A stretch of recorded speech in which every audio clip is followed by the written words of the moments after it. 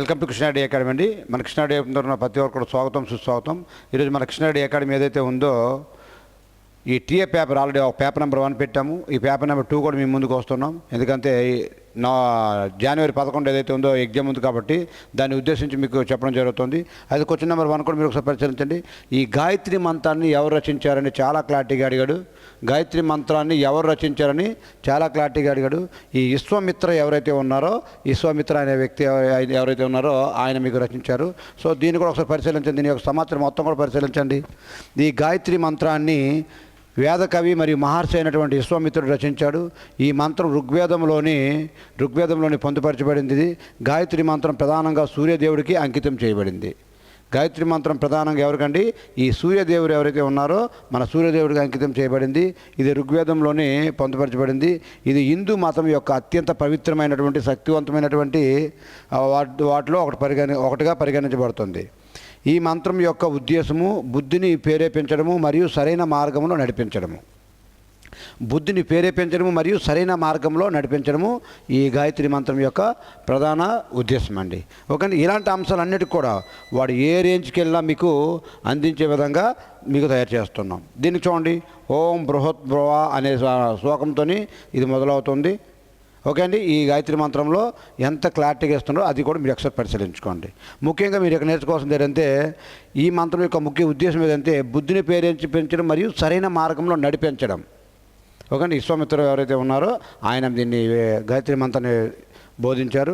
ఇది ఎవరికి అంకితం చేయబడిందంటే సూర్యదేవుడు ఎవరైతే ఉన్నారో సూర్యదేవుడికి అంకితం చేయబడింది. అంటే ఈ కాన్సెప్ట్లో ఆయన బిట్ అడిగినప్పుడు ఈ కోణంలో అడిగే ఛాన్స్ ఉంది. బిట్ మిస్ అవ్వకుండా మీకు ప్రతి అంశం కూడా కంటెంట్ ఏదైతే ఉందో చాలా క్లారిటీగా అందిస్తున్నాం. ఇది బిట్ నెంబర్ 1 అండి. అదేవిధంగా బిట్ నెంబర్ 2 కూడా మీరు ఒకసారి పరిశీలించండి. ఢిల్లీలో హుమయూన్ సమాధిని ఎవరు నిర్మించారు? చాలా క్లారిటీగా అడిగారు. చూడండి, ఢిల్లీలో హుమయూన్ యొక్క సమాధిని ఎవరు నిర్మించారు అంటే చాలా క్లారిటీగా బాబర్ కుమారుడే హుమయూన్. ఓకే, ఆ విధంగా మీకు చూసుకుంటే ఆయన యొక్క హుమయూన్ చాలా బాగా పరిపాలిస్తాడు. ఢిల్లీ ఎవరంటే ఈ హుమయూన్ యొక్క మొదటి భార్య అయినటువంటి హాజీ బేగం ఎవరైతే ఉన్నారో ఈ హాజీ బేగం యొక్క నిర్మించారు. ఆయన దీని సమాచారం కూడా ఒకసారి పరిశీలించండి. హుమయూన్ సమాధిని హుమయూన్ మొదటి భార్య మరియు ప్రధాన భార్య అయినటువంటి హాజీ బేగం నిర్మించారు. దీని నిర్మాణం 1565 ఏడీలో ప్రారంభమైంది. 1572 ఏడీలో పూర్తయింది. ఓకే అండి, పూర్తయింది. ఈ సమాధి నిర్మాణానికి ఆమె సొంత ఖర్చులను ఉపయోగించినట్లు తెలుస్తుంది. ఇది భారతదేశంలో నిర్మించిన మొట్టమొదటి సమాధిగా గుర్తింపు పొందింది. అది ఈ పదం గుర్తుపెట్టుకోవాలి. భారతదేశంలో ఇది మొట్టమొదటి సమాధిగా దేనంటే హుమయూన్ సమాధి ఏదైతే ఉందో అది ఏర్పాటు చేయడం జరిగింది.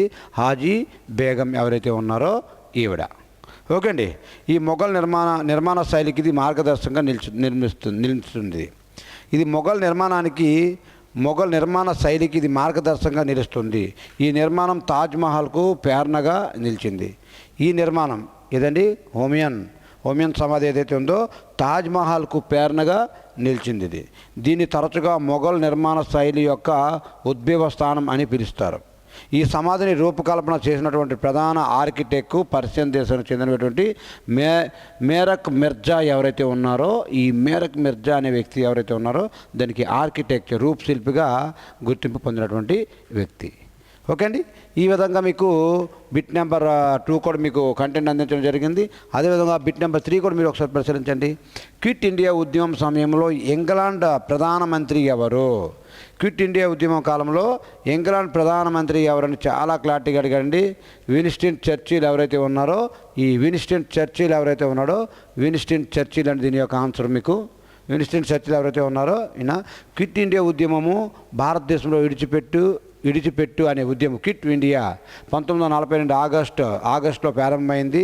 ఈ సమయంలో ఇంగ్లాండ్ దేశం యొక్క ప్రధానమంత్రి ఎవరంటే విన్స్టన్ చర్చిల్ ఎవరైతే ఉన్నారో ఇంగ్లాండ్ దేశం యొక్క ప్రధానమంత్రి విన్స్టన్ చర్చిల్. క్విట్ ఇండియా ఉద్యమం భారతదేశంలో జరిగినటువంటి అనేక సంఘటనలో క్విట్ ఇండియా ఉద్యమం అనేది చాలా కీలకమైన పాత్ర పోషించింది.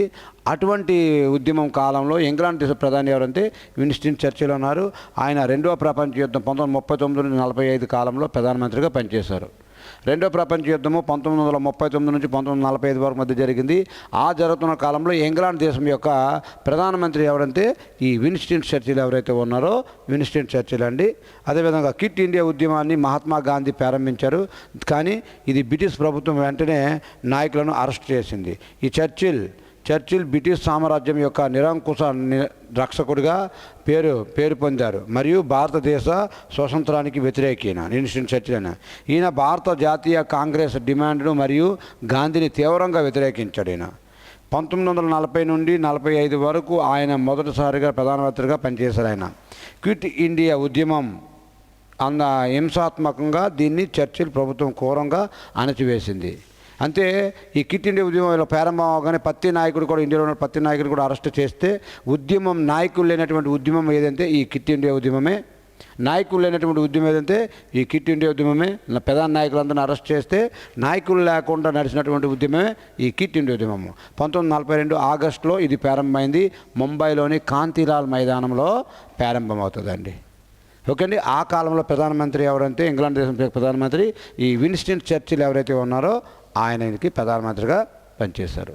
రెండో ప్రపంచ యుద్ధం యొక్క కాలం ఏది అంటే 1939 నుంచి 1945 మధ్యలో రెండో ప్రపంచ యుద్ధం కాలమైంది. ఈ కాలంలో ఇంగ్లాండ్ దేశం యొక్క ప్రధానమంత్రి ఎవరు అంటే ఈ విన్స్టన్ చర్చిల్ అని మీరు చాలా క్లారిటీగా నేర్చుకోవాలి. ఓకే అండి. ఈ విధంగా మీకు బిట్ నెంబర్ 3 కూడా మీకు చెప్పడం జరిగింది. అండ్ బిట్ నెంబర్ 4 కూడా మీరు ఒకసారి పరిశీలించండి. ఈ బిట్ నెంబర్ 4 కూడా మీరు ఒకసారి పరిశీలించండి. కేరళలో మొప్లా తిరుగుబాటు ఎప్పుడు జరిగింది అని చాలా కరెక్ట్గా అడిగాడు. ప్రతిది కూడా ఇక్కడ చూపిస్తున్న ప్రతి బిట్టు కూడా చాలా క్లారిటీగా అప్డేటెడ్ వెర్షన్లో మాత్రమే వెళ్తున్నాం. ఇంకే విధంగా అడిగే ఛాన్స్ ఉంది, 2025 వరకు ఏ విధంగా అడిగాడు అన్నిటిని బేస్ చేసుకుని మీకు చెప్పడం జరుగుతుంది. కేరళలో మొప్లా తిరుగుబాటు అనేది ఏ సంవత్సరంలో జరిగిందంటే ఈ 1921 ఏదైతే ఉందో ఈ 1921 సంవత్సరంలో దీన్ని ప్రారంభించారు. ఓకే అండి. అదే దీని సారాంశం కూడా మీరు ఒకసారి పరిశీలించండి. ఈ మొప్లా తిరుగుబాటు అనేది 1921 సంవత్సరం కేరళలోనే మలబార్ ప్రాంతంలో జరిగింది. ప్రధానంగా ఈ మొప్లా తిరుగుబాటు అనేది ఏ ప్రాంతంలో జరిగింది అంటే ఈ మలబార్ ప్రాంతం ఏదైతే ఉందో మలబార్ ప్రాంతంలో 1921 సంవత్సరంలో జరిగింది. చూడండి ఎంత క్లారిటీగా నేర్చుకోవాలంటే ఈ తిరుగుబాటు ప్రధానంగా బ్రిటిష్ వలస పాలనకు వ్యతిరేకంగా అలాగే స్థానిక జమీందారులు అంటే హిందువులు బ్రిటిష్ వారిపై తిరుగుబాటు చేశారనమాట. స్థానిక జమీందారులు ఈ మలబార్ ప్రాంతంలో ఉన్నటువంటి స్థానిక జమీందారులు ఎవరైతే ఉన్నారో హిందువులు బ్రిటిష్ వారికి వ్యతిరేకంగా పోరాటం చేశారు. నెక్స్ట్ మొప్లాలు స్థానిక ముస్లిం కౌలుదారులు వీరు హిందూ భాగస్వాముల ఆధీనంలో ఉన్నారు. మొదట భూ సంస్కరణల సమస్యల నుండి ప్రారంభమై త్వరలోనే మతపరమైన రాజకీయ కోణాలను సంతరించుకుంది. మొదట అది భూ సంస్కరణల సమస్యల నుంచి ప్రారంభమైంది. భూ సంస్కరణల సమస్యల నుంచి ఈ మొప్లా తిరుగుబాటు ప్రారంభమైంది. కానీ కాలక్రమంలో మతపరమైన రాజకీయపరమైనగా రూపుదాల్చుకుంది. ఖిలాఫత్ ఉద్యమం ఈ తిరుగుబాటుకు మద్దతునిచ్చింది. చాలా మొప్లా తిరుగుబాటుకి ఏది ఇచ్చిందంటే ఖిలాఫత్ ఉద్యమము ఈ తిరుగుబాటుకు మద్దతు ఇచ్చినప్పటికీ అది తర్వాత మతపరమైనటువంటి హింసగా చెందింది. ఈ తిరుగుబాటుకు నాయకత్వం వహించిన వారిలో ముఖ్యులు ఆలీ ముసలియార్ మరియు వాగన్ కున్హమద్ హాజీ మరో నాయకత్వం వహించారు. దీనికి బ్రిటిష్ దళాలు ఏవైతే ఉన్నాయో ఈ తిరుగుబాటును ఘోరంగా అణచివేశాయి. వేలాది మంది ప్రజలు చనిపోయారు. ఈ మొప్లా తిరుగుబాటులో వేలాది మంది ప్రజలు చనిపోయారనమాట. ఓకే అండి. ఈ విధంగా కేరళ చరిత్రలోనే ఒక ముఖ్యమైన మరి వివాదాస్పద ఘట్టంగా ఈ మొప్లా తిరుగుబాటు అనేది మిగిలింది. కాబట్టి చూడండి చాలా క్లారిటీగా ప్రతి బిట్టు అడుగుతున్నాం. మొప్లా తిరుగుబాటు అనేది ఏ ప్రాంతంలో జరిగిందంటే మలబార్ ప్రాంతం కేరళలోని ఏ సంవత్సరంలో అంటే 1921లో జరిగిందండి. ఓకే అండి. ఈ విధంగా ఈ మొప్లా తిరుగుబాటు మొదట్లో దేంతో మొదలైందంటే భూ సంస్కరణలతో మొదలైంది. చివరికి మతపరమైనటువంటి రాజకీయపరమైన కోణాల్లో కూడా వెళ్ళడం జరిగింది. ఓకే అండి. అదేవిధంగా చూడండి బిట్ నెంబర్ 5 కూడా ఒకసారి పరిశీలించండి. కర్కట రేఖను 2 సార్లు దాటిన ఏకైక నది ఏది అని చాలా క్లారిటీగా అడిగారండి. మీకు ఈ మహీ నది ఏదైతే ఉందో ఈ మహీ నది అనేది మీకు ఆన్సర్గా చెప్పడం జరుగుతుంది. దీన్ని ఎక్స్ప్లెనేషన్ కూడా చూడండి. ఈ మహీ నది భారతదేశంలో కర్కట రేఖను 2 సార్లు దాటుతుంది. ఈ నది మధ్యప్రదేశ్ రాష్ట్రంలో ఉద్భవించి ముందుగా ఉత్తరం వైపు ప్రయాణిస్తూ తర్వాత అది రాజస్థాన్లోని ప్రవేశించి అక్కడ మొదటిసారి కర్కట రేఖను దాటుతుంది. అనంతరం ఇది గుజరాత్లోని ప్రవేశించి పశ్చిమ దిశగా ప్రవహిస్తూ రెండవసారి కర్కట రేఖను దాటుతుంది. అర్థమవుతుందండి? ఈ మహీ నది కర్కట రేఖను 2 సార్లు దాటుతుంది. చివరికి ఇది గుజరాత్లోనే కంబట్ గల్ఫ్ వద్దలో నీటిలో సముద్రంలో అరేబియా సముద్రంలో కలుపుతుంది.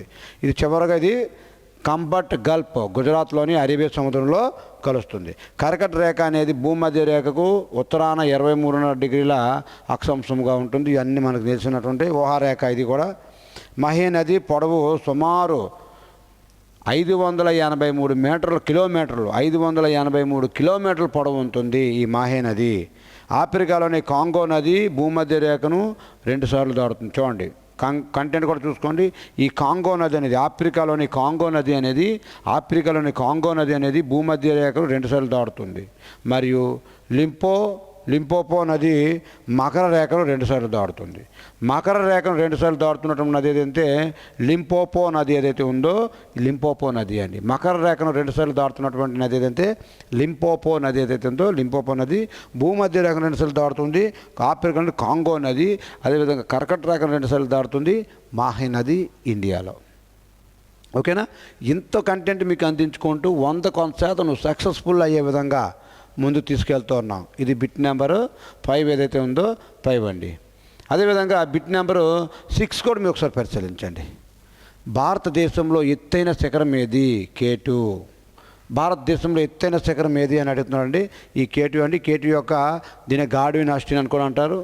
ఈ గాడ్విన్ ఆస్టిన్ ఏదైతే ఉందో ఈ గాడ్విన్ ఆస్టిన్ అని కూడా అంటారు దీన్ని. భారతదేశంలో అత్యంత ఎత్తైన శిఖరం K2 గాడ్విన్ ఆస్టిన్. దీని ఎత్తు సుమారుగా 8,611 మీటర్లు. అడుగుల్లో అయితే 28,251 అడుగుల్లో చెప్పొచ్చు. ఈ K2 అనేది ప్రపంచంలోని ఎవరెస్ట్ పర్వతం తర్వాత 2వ ఎత్తైన శిఖరము. ప్రపంచంలోనే ఎవరెస్ట్ తర్వాత 2వ ఎత్తైన శిఖరం ఏదైతే K2 శిఖరమే. ఇది భారతదేశంలో ఉంది. అదేవిధంగా ఇది కారకోరం శ్రేణిలో ఉంది. ఈ K2 శిఖరం ఎక్కడ ఉందంటే ఈ కారకోరం శ్రేణి ఏదైతే ఉందో ఈ కారకోరం శ్రేణిలో ఉంది. ప్రస్తుతం ఇది పాక్ ఆక్రమిత కాశ్మీర్ ఏదైతే ఉన్న ప్రాంతంలో ఉంది. ప్రస్తుతం ఇది పాక్ ఆక్రమిత కాశ్మీర్ ప్రాంతం ఏదైతే ఉందో ఆ పాక్ ఆక్రమిత కాశ్మీర్ అనే ప్రాంతంలో ఉంది. భారతదేశంలో పూర్తిగా నియంత్రణలో ఉన్నటువంటి ప్రాంతంలో అత్యంత ఎత్తైన శిఖరము కాంచనగంగా. చూడండి ఇక్కడ చూడండి. భారతదేశం పూర్తిగా నియంత్రణలో ఉన్నటువంటి ప్రాంతంలో అత్యంత ఎత్తైన శిఖరం ఏదంటే కాంచనగంగా అండి. సిక్కింలో ఉంటుంది. మీకు అది ఎక్కడ ఉంటుందండి? సిక్కింలో ఉంటుంది. పాక్ ఆక్రమిత కాశ్మీర్లో మాత్రం K2 ఉంటుంది. భారతదేశం ఎత్తైన శిఖరం K2. ఓకేనా? పూర్తిగా భారతదేశ పూర్తి నియంత్రణలో ఉన్నటువంటి ప్రాంతంలో అత్యంత ఎత్తైన శిఖరం ఏదైతే కాంచనగంగా. ఓకే, సిక్కిం ఏదైతే ఉందో సిక్కింలో ఉంటుంది. ఈ కాంచనజంగా ఎత్తు 8,586 మీటర్లు. మరియు ఇది సిక్కిం నేపాల్ సరిహద్దుల్లో ఉంది. ఓకేనా? భారతదేశంలోనే అడిగినప్పుడు పాక్ను కూడా కలుపుకొని K2ని చెప్పడం జరుగుతుంది. ఓకే, ఇది చూసుకోండి. K2 ప్రపంచంలో అత్యంత ప్రమాదకరమైన శిఖరాల్లో ఒకటిగా పరిగణించబడుతుంది. K2 అనేది ప్రపంచంలో అత్యంత ప్రమాదకరమైన శిఖరాల్లో ఒకటిగా కూడా పరిగణించబడుతుంది K2. దీన్ని చాలా క్లారిటీగా చూసుకోవాల్సిన బాధ్యత మీ పైన ఉంటుంది. ఇన్ని రకాలుగా కంటెంట్ అనేది చూపిస్తూ ఉన్నాము. దీన్ని 1-2 సార్లు మీరు చూసుకొని 100% సక్సెస్ఫుల్ అయ్యే విధంగా ముందుకెళ్ళాలి. అదేవిధంగా చూడండి, ఈ జిమ్ కార్బెట్ నేషనల్ పార్క్ ఏదైతే ఉందో ఈ జిమ్ కార్బెట్ నేషనల్ పార్క్ అనేది ఏ సంవత్సరంలో స్థాపించబడింది అని అడిగాడు. చాలా క్లారిటీగా మీరు చూసుకుంటే 1936 ఏదైతే ఉందో ఈ 1936 సంవత్సరంలో స్థాపించబడింది. ఓకే అండి. ఈ జిమ్ కార్బెట్ నేషనల్ పార్క్ 1937లో స్థాపించబడింది. భారతదేశంలో స్థాపించబడిన మొట్టమొదటి జాతీయ ఉద్యానవనము. స్థాపించినప్పుడు దీని యొక్క అసలు పేరు Eli national park. Jim Corbett యొక్క స్థాపించినప్పుడు దాని మొదటి యొక్క పేరేం పేరంటే ఈ ఏలీ నేషనల్ పార్క్ ఏదైతే ఉందో ఏలీ నేషనల్ పార్క్ అని. జిమ్ కార్బెట్ నేషనల్ పార్క్ యొక్క మొదటి పేరు ఏలీ నేషనల్ పార్క్ ఏదైతే ఉందో ఏలీ నేషనల్ పార్క్. ఓకేనా? గవర్నర్ మెక్కలం హేలీ అనే పేరు మీదుగా దీన్ని వచ్చిందనమాట. ఇది ఉత్తరాఖండ్ రాష్ట్రంలో ఉంది. మరియు ముఖ్యంగా పులుల సంరక్షణ ప్రసిద్ధి చెందినటువంటిది జిమ్ కార్బెట్. ఇది ఉత్తరాఖండ్ రాష్ట్రంలో ఉంది. 1973లో ప్రారంభించబడిన ప్రాజెక్ట్ టైగర్. ఈ ప్రాజెక్ట్ టైగర్ అనే కార్యక్రమం ఎప్పుడు ప్రారంభించబడింది? 1973లో ప్రారంభించబడింది. ఓకే అండి. ఇది మొదటిది. తర్వాత ప్రాఖ్యాత వేటగాడు మరియు ప్రకృతి సంరక్షకుడు అయినటువంటి ఈ జిమ్ కార్బెట్ పేరు మీదుగా హేలీ నేషనల్ పార్క్ని జిమ్ కార్బెట్ నేషనల్ పార్క్గా పేరు పెట్టడము జరిగింది. ఈ జిమ్ కార్బెట్ నేషనల్ పార్కు 1936 సంవత్సరంలో ఏర్పడింది. ఏ రాష్ట్రంలోనంటే ఉత్తరాఖండ్ ఏదైతే ఉందో ఈ ఉత్తరాఖండ్ రాష్ట్రంలో ఇది ఉంది. ఈ పార్కు హిమాలయ పాదాల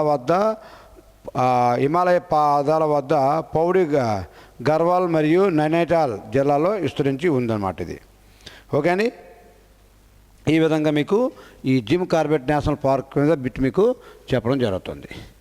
ఓకే, అదేవిధంగా చూడండి, క్వశ్చన్ నెంబర్ 8 కూడా మీరు ఒకసారి పరిశీలించండి. ప్రధాన ఎన్నికల కమిషనర్ను ఎవరు నియమిస్తారు అని చాలా క్లారిటీగా అడిగాడు. ప్రధాన ఎన్నికల కమిషనర్ని ఎవరు నియమిస్తారంటే ప్రెసిడెంట్ ఎవరైతే ఉన్నారో, రాష్ట్రపతి ఎవరైతే ఉన్నారో, ఈ ప్రెసిడెంట్ రాష్ట్రపతి ఎవరైతే ఉన్నారో ఆయన నియమిస్తారు. ప్రధాన ఎన్నికల కమిషనర్ని ఎవరు నియమిస్తారంటే రాష్ట్రపతి నియమిస్తాడు. భారతదేశంలో ప్రధాన ఎన్నికల కమిషనర్ను రాష్ట్రపతి నియమిస్తాడు. భారత రాజ్యాంగంలోని ఆర్టికల్ 324 భారత ఎన్నికల కమిషన్ గురించి వస్తుంది. చాలా చాలా ఇంపార్టెంట్ కంటెంట్ కూడా మీకు ప్రతి కంటెంట్ కూడా వివరించడం జరుగుతుంది. ఎన్నికల కమిషన్ కోసం వివరించే ఆర్టికల్ అంతా 324 ఏదైతే ఉందో 324 అనేది ఎన్నికల కమిషన్ కోసం వివరిస్తుంది. చీఫ్ ఎలక్షన్ కమిషన్ పదవీ కాలం 6 సంవత్సరాలు లేదా 65 సంవత్సరాల వయసు వరకు ఉంటుంది. ప్రధాన ఎన్నికల కమిషనర్ యొక్క వయసు ఎంత, పదవీ కాలం ఎంతంటే 6 సంవత్సరాలు లేదా 65 సంవత్సరాలు. ఏది ముందు వస్తే అది మీకు ఆయన పదవీ విరమణ చేయడము జరుగుతుంది. ఓకేనా. చీఫ్ ఎలక్షన్ కమిషన్కి ఇతరులతో సమానంగా సుప్రీంకోర్టు న్యాయమూర్తితో ఉండే హోదాను, సుప్రీంకోర్టు న్యాయమూర్తికి ఉన్నటువంటి హోదా ఏదైతే ఉందో ఆయనకి కూడా ఈ చీఫ్ ఎలక్షన్ కమిషన్ కూడా అదే హోదా ఉంటుంది. ఆయనను తొలగించే విధానం సుప్రీంకోర్టు న్యాయమూర్తిని తొలగించే విధానంతో సమానంగానే ఉంటుంది చీఫ్ ఎలక్షన్ కమిషన్ని. ఓకే అండి. ఎన్నికల సంఘం దేశంలో స్వేచ్ఛాయుత మరియు నిష్పక్షపాతమైన ఎన్నికలను నిర్వహించేటువంటి స్వతంత్ర సంస్థగా మీకు చెప్పడం జరుగుతుంది. ఈరోజు ఎన్నికల సంస్థ స్వతంత్ర ప్రతిపత్తిగల సంస్థ, ఎవరికి కూడా తల వంచాల్సిన అవసరము లేకుండా నిష్పక్షపాతంగా ఎన్నికలు అనేవి మీకు నిర్వహించడము జరుగుతుంది. మీరు మన కృష్ణారెడ్డి ప్రస్తుత ఎన్నికల కమిషనర్ ఎవరో మన కృష్ణారెడ్డి యొక్క యూట్యూబ్ ఛానల్లో సబ్స్క్రైబ్ చేయగలరు. ఓకే అండి. అదేవిధంగా చూడండి గవర్నర్ పదవికి కనీస వయసు ఎంత? ఈ గవర్నర్ ఎవరైతే ఉన్నారో ఈ గవర్నర్ పదవికి కనీస వయసు ఎంత? 35 సంవత్సరాలు ఏదైతే ఉందో 35 సంవత్సరాలు అండి. ఈ గవర్నర్ పదవికి కనీస వయసు ఎంత అంటే 35 సంవత్సరాలు.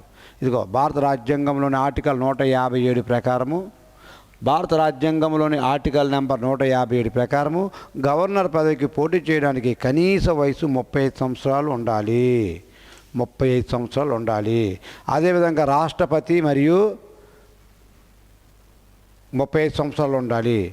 35 సంవత్సరాలు ఉండాలి. ఓకే. అదేవిధంగా రాష్ట్రపతి మరియు ఉపరాష్ట్రపతి పదవులకు కూడా కనీస వయసు ఎంత అంటే రాష్ట్రపతి మరియు ఉపరాష్ట్రపతి పదవులకు కూడా 35 సంవత్సరాలు ఉండాలి. ఓకే అండి. 30 సంవత్సరాలు ఉండాలి. గవర్నర్ రాష్ట్ర కార్యనిర్వాహక అధికారిగా వ్యవహరిస్తారు. గవర్నరు కేంద్ర ప్రభుత్వం యొక్క సలహా మేరకు రాష్ట్రపతి నియమిస్తాడు.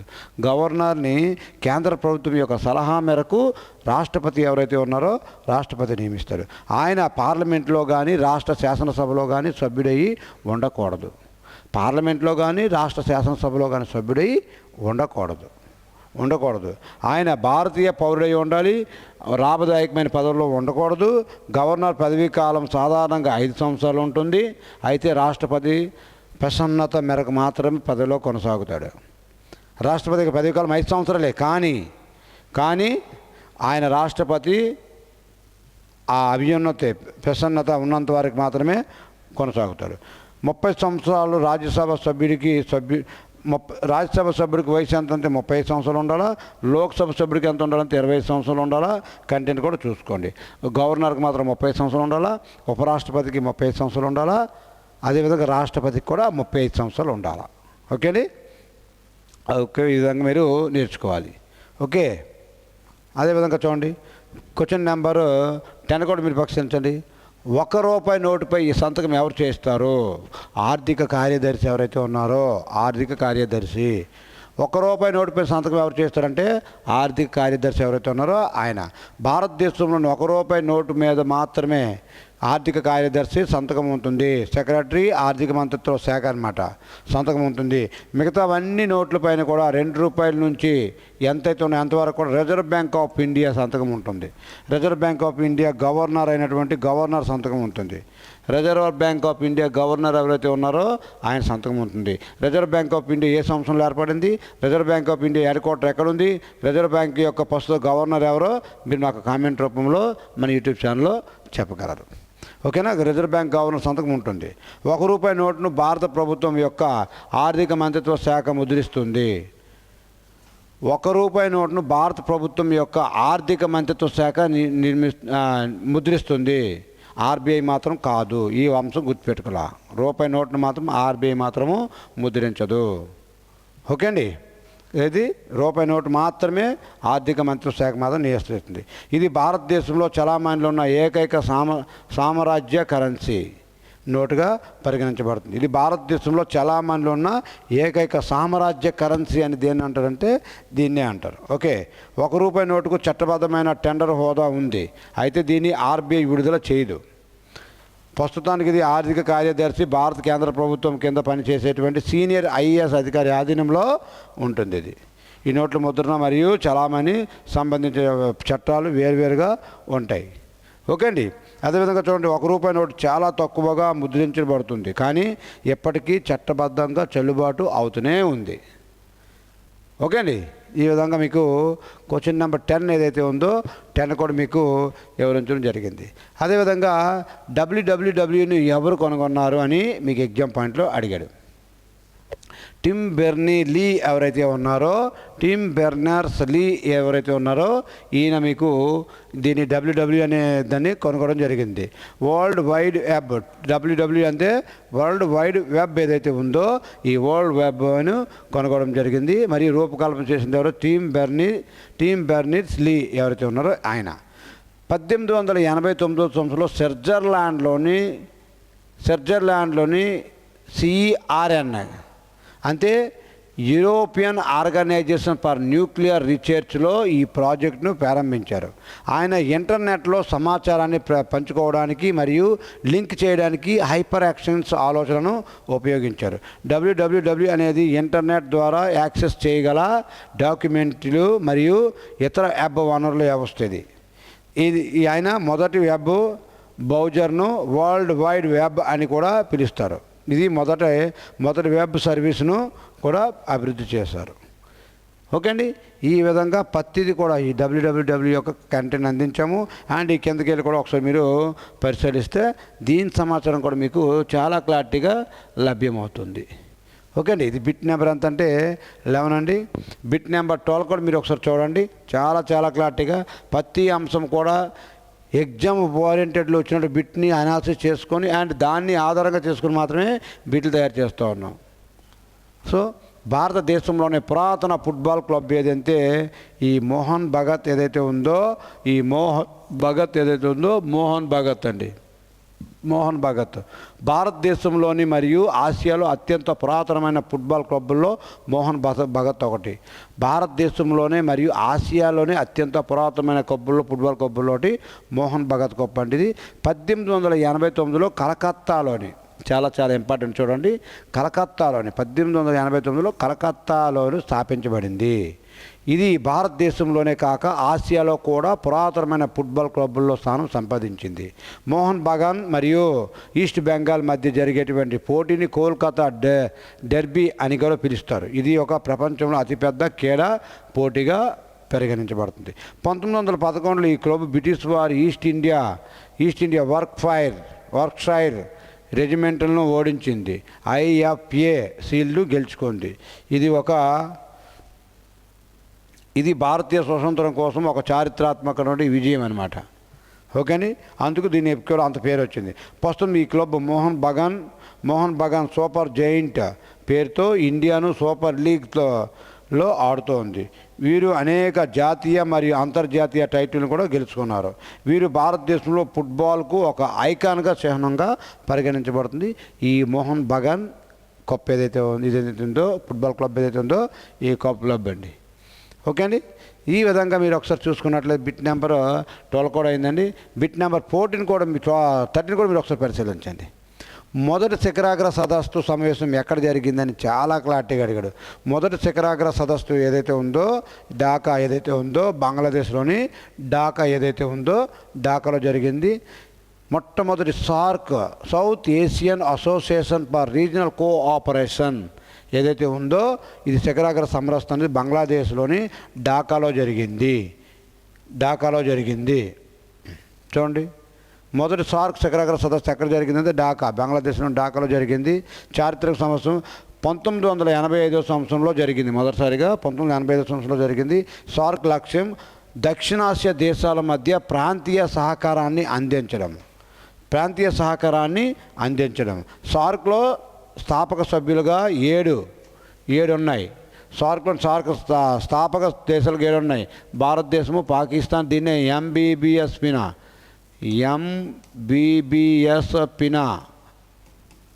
ఇప్పుడు 8 వచ్చాయండి. మొదట 7 ఉండేది, ఇప్పుడు 8 వచ్చాయి.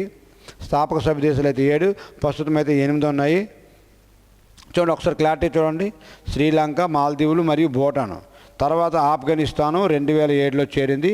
ఇప్పుడు సార్క్లో ఎంబీబీఎస్ పినా, ఎం అంతే మాల్దీవులు, బి అంతే బంగ్లాదేశ్, బి అంతే భూటాను, ఎస్ అంతే శ్రీలంక, పి అంతే పాకిస్తాన్, ఐ అంతే ఇండియా, ఎన్ అంతే నేపాల్, ఏ అదే ఆఫ్ఘనిస్తాన్. ఇదిగో ఆఫ్ఘనిస్తాను 2007 సంవత్సరంలో మన సార్క్లో 8వ సభ్య దేశంగా చేరింది. సార్క్లో ఒక ప్రధాన కార్యాలయం నేపాల్లోని కాఠ్మాండ్ ఏదైతే ఉందో ఈ నేపాల్లోని కాఠ్మాండ్లోనే ఉంటుందన్నమాట.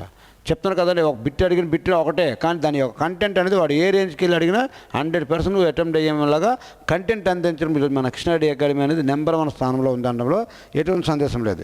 దీన్ని స్థాపించడానికి ప్రధాన ఆలోచన మొదట బంగ్లాదేశ్ మాజీ అధ్యక్షుడు జియాఉర్ రెహమాన్ ప్రతిపాదించారు. ఈ కూటమి ఆర్థిక, సామాజిక, సాంస్కృతిక మరియు సాంకేతిక రంగాల్లో పరస్పర సహకారాన్ని పంచుకోవడానికి ఈ సార్క్ అనే సమావేశాన్ని ఏర్పాటు చేశారు. ఈ సార్క్ ఏర్పడినప్పుడు మొదట 7 దేశాలు ఉండేవి. ఇప్పుడు 8వ దేశంగా 2007 సంవత్సరంలో ఆఫ్ఘనిస్తాన్ ఏదైతే ఉందో ఆఫ్ఘనిస్తాన్ మీకు వచ్చి చేరడము జరిగింది. ఓకే అండి. అదేవిధంగా బిట్ నెంబర్ 14 కూడా చూడండి, చాలా ఇంపార్టెంట్. చూడండి, ఈ రామేశ్వరం యొక్క ఆలయం ఎక్కడ ఉంది అని చాలా క్లారిటీగా అడిగాడు. ఈ తమిళనాడు ఏదైతే ఉందో ఈ తమిళనాడులో ఉంటుంది. ఈ రామేశ్వర ఆలయము రామనాథ స్వామి దేవాలయం అనేది తమిళనాడు రాష్ట్రంలో ఉంది. ఈ ఆలయం తమిళనాడులోని రామనాథపురం జిల్లాలో ఉన్నటువంటి పంబన్ ద్వీపంలో ఉంది. రామేశ్వరం ఆలయం ఏ ద్వీపంలో ఉంది అంటే ఈ పంబన్ ద్వీపం ఏదైతే ఉందో చాలా క్లారిటీగా నేర్చుకోవాలి. ఈ పంబన్ ద్వీపం ఏదైతే ఉందో ఈ పంబన్ ద్వీపంలో ఉంది. ఇది హిందువుల పవిత్ర చార్ధామ్ 4 ప్రధాన తీర్థయాత్రలో ఒకటిది. ఇదంతే రామేశ్వరం ఆలయం. ఓకే అండి. ఇది భారతదేశంలోని 12 జ్యోతిర్లింగాల్లో ఒకటిగా కూడా ప్రసిద్ధి చెందింది. భారతదేశంలో మొత్తం 12 జ్యోతిర్లింగాలు ఉన్నాయి. దాంట్లో ఒకటి రామేశ్వరం అండి, దాంట్లో ఒకటిగా ప్రసిద్ధి చెందింది. ఈ ఆలయాన్ని శ్రీరాముడు, సీత మరియు లక్ష్మణుడు పూజించినటువంటి శివలింగంగా భక్తులు భావిస్తారు. ఈ రామేశ్వరం ఆలయం ప్రాంగణం ప్రపంచంలో అత్యంత పొడవైనటువంటి ఆలయ కారిడార్ కలిగి ఉంది. ఆలయ కారిడార్గా కలిగి ఉంది. ఈ ప్రాంతం శ్రీలంకకు చాలా దగ్గరగా ఉంది మరియు ఎక్కడ నుండి రామసేతు ప్రారంభమైందని చెప్తారు. ఎక్కడి నుండి రామసేతు అనేది కూడా ప్రారంభమైందని చెప్తారు. ఈ ఆలయము పాండ్యూన్ మరియు నాయక శైలులలో నిర్మించబడింది మరియు దాని నిర్మాణ శైలికి ప్రసిద్ధి చెందింది. ఓకే అండి. ఈ విధంగా మన రామేశ్వర ఆలయం ఏదైతే ఉందో తమిళనాడులో ఉందండి. దీని యొక్క సారాంశం కూడా ఏ దీవులు రామేశ్వరం ఆలయం ఏ దీవులో ఉందంటే ఈ పంబన్ దీవి ఏదైతే ఉందో పంబన్ దీవి భారతదేశంలోనే హిందువుల యొక్క చార్ధామ్ యాత్రలో ఒకటేంటే రామేశ్వరం అండి. అదేవిధంగా 12 జ్యోతిర్లింగాల్లో ఒకటేంటే ఈ రామేశ్వరం అండి. ఓకే అండి. ఈ విధంగా మీకు ప్రతి కంటెంట్ కూడా చాలా క్లారిటీగా బిట్తో పాటుగా 10 రకాలుగా మీకు కంటెంట్ అందించుకొని వెళ్ళడం జరుగుతుంది. సో గమనిస్తూనండి. బిట్ నెంబర్ 15 మానవ హక్కుల దినోత్సవాన్ని ఎప్పుడు జరుపుకుంటాము అంటే డిసెంబర్ 10 ఏదైతే ఉందో ఈ డిసెంబర్ 10వ తేదీన జరుపుకుంటామండి. ప్రతి సంవత్సరం కూడా డిసెంబర్ 10వ తేదీన మానవ హక్కుల దినోత్సవంగా జరుపుకుంటాము. అది ఏ సంవత్సరం జరుపుకుంటున్నామంటే 1948 సంవత్సరంలో ఐక్యరాజ్య సమితి దీన్ని డిక్లరేషన్ చేసింది. ఉమెన్ రైట్స్ డేగా డిక్లరేషన్ చేసింది 1948 నుంచి. కాబట్టి ప్రతి సంవత్సరం కూడా ఉమెన్ డెవలప్మెంట్ రైట్స్గా దీన్ని పిలుస్తారు. దీని దినోత్సవం ప్రతి సంవత్సరం కూడా ప్రజలందరికీ హక్కులను రక్షించడము మరియు గౌరవించడము ప్రాముఖ్యత తెలుస్తుంది. ప్రతి 5 ఏళ్ళకు ఒకసారి ఐక్యరాజ్య సమితి ఈ రోజున మానవ హక్కుల రంగంలో చేసిన సేవలకు గాను బహుమతులను కూడా ప్రదానం చేస్తుంది. మొదటి మానవ హక్కుల దినోత్సవాన్ని 1950లో అధికారికంగా ప్రకటించారు. 1948 ప్రకటించినప్పటికీ అధికారికంగా 1951 డిసెంబర్ 10 నుంచి మొదలైంది. మానవ హక్కుల ఉల్లంఘనపై పోరాడటానికి మరియు ప్రజలలో అవగాహన పెంచడానికి ఈ రోజును ఉపయోగిస్తారు. డిసెంబర్ 1 ఈ డిసెంబర్ 1 అయితే మాత్రము మన భారతదేశంలో BSF డేగా జరుపుకుంటాము. అదేవిధంగా ఎయిడ్స్ డేగా కూడా డిసెంబర్ 1 జరుపుకుంటాం. అయితే మానవ హక్కుల దినోత్సవం మాత్రము ఈ డిసెంబర్ 10 ఏదైతే ఉందో ఈ డిసెంబర్ 10ని మాత్రం మనము జరుపుకుంటాము. ఓకే అండి. అదేవిధంగా చూడండి, ఈ క్వశ్చన్ నెంబర్ 16 కూడా కంటెంట్ ఏ విధంగా అంతుందో చూడండి. నిజంగా మీకు 100% 2026లో 100% ఉద్యోగం కావాలి అనుకుంటే మీ కృష్ణారెడ్డి అకాడమీ ఆఫర్ చేస్తుంది. దానికి వచ్చి మీరు చెక్ చేసుకోవచ్చు. చూడండి, డిస్కవరీ ఆఫ్ ఇండియా అనే పుస్తకాన్ని ఎవరు రాశారంటే ఈ జవహర్లాల్ నెహ్రూ ఎవరైతే ఉన్నారో ఈ జవహర్లాల్ నెహ్రూ గారు రచించారు. ది డిస్కవరీ ఆఫ్ ఇండియా అనే ప్రసిద్ధ పుస్తకాన్ని పండిత్ జవహర్లాల్ నెహ్రూ గారు రాశారు. ఈ పుస్తకాన్ని 1942 నుండి 46 వరకు అహ్మద్నగర్ పోర్ట్ జైల్లో ఖైదీగా ఉన్నప్పుడు మన జవహర్లాల్ నెహ్రూ గారు రాశారండి. ఏ జైలు అండి? అహ్మద్నగర్లోని పోర్ట్ జైల్లో ఖైదీగా ఉన్నప్పుడు 1942 నుంచి 46 వరకు జైల్లో ఉన్నప్పుడు జవహర్లాల్ నెహ్రూ గారు రాశారు ఇది. ఈ పుస్తకం భారతదేశం యొక్క సుదీర్ఘ చరిత్ర, సంస్కృతి మరియు తత్వశాస్త్రం యొక్క విస్తృతమైనటువంటి పరిశోధనగా తెలుపుతుంది. ఇది సింధు లోయ నాగరికత నుండి బ్రిటిష్ పాలన వరకు భారతదేశం యొక్క పరిమాణాన్ని వివరిస్తుంది. దీన్ని నెహ్రూ తన తోటి ఖైదీలు మరియు భారతదేశ చరిత్రపై ఉన్నటువంటి తన జ్ఞానం ఆధారంగా రాశారు. ఈ పుస్తకం భారతదేశ భూత, వర్తమాన మరియు భవిష్యత్తుపై నెహ్రూ యొక్క ఆలోచన ప్రతిబింబిస్తుందని చెప్పారు. డిస్కవరీ ఆఫ్ ఇండియా ప్రపంచ సాహిత్యంలో మరియు భారతదేశ చరిత్ర పుస్తకాల్లో ఒక ముఖ్యమైనటువంటి స్థానాన్ని కలిగి ఉంది. నెహ్రూ రాసిన ఈ ఇతర కూడా చాలా ఉన్నాయండి. Autobiography, the glimpses of the world history లాంటి పుస్తకాలు కూడా ఉన్నాయి. కానీ ఈ డిస్కవరీ ఆఫ్ ఇండియా అనేది చాలా క్లారిటీగా మీకు ఎక్స్ప్లెయిన్ చేయడం జరిగింది. ఓకే అండి. ఈ విధంగా మీరు ప్రతి కంటెంట్ కూడా మీరు నేర్చుకున్నట్లయితే మీరు 100% సక్సెస్ఫుల్గా మీరు రేపు పేపర్ని అటెంప్ట్ చేయగలుగుతారు. అదేవిధంగా చూడండి, ఇక్కడ బీహార్ దుఃఖదాయిని ఏదైనా అడిగాడు. లాస్ట్ పేపర్లో ఏం చెప్పానంటే బెంగాల్ దుఃఖదాయిని ఏమని చెప్పాము. నెక్స్ట్ ఎగ్జామ్లో చైనా దుఃఖదాయిని ఏమని అడిగే ఛాన్స్ ఉంది. నెక్స్ట్ ఎగ్జామ్లో ఏంటంటే చాలా రకాలుగా అడిగే ఛాన్స్ ఉంది. కాబట్టి ప్రతిది కూడా మీరు బీహార్ దుఃఖదాయినదండి. కోసి నది ఏదైతే ఉంటుందో కోసి నది అండి. ఈ కోసి నది ఏదైతే ఉందో కోసి నదిని సాధారణంగా బీహార్ దుఃఖదాయి లేదా సారో ఆఫ్ బీహార్ అని పిలుస్తారు. ఈ నది బీహార్ రాష్ట్రంలోని ప్రతి సంవత్సరం భారీ వరదలకు కారణమవుతుంది. ఈ కోసి నదికి అత్యంత ప్రసిద్ధి చెందిన లక్షణము ఇది తరచుగా తన మార్గాలను మార్చుకుంటూ ఉంటుంది. ఈ కోసి నది ఓకే అండి, తరచుగా మార్చుకుంటూ ఉంటుంది. దీన్ని తరచుగా మార్గాలు మార్చుకుంటూ ఉంటుంది చెప్తూ ఉంటారు. వ్యవసాయ భూములకు నాశనం అవుతూ ఉంటాయి ఎక్కువగా ఈ కోసి నది వల్ల.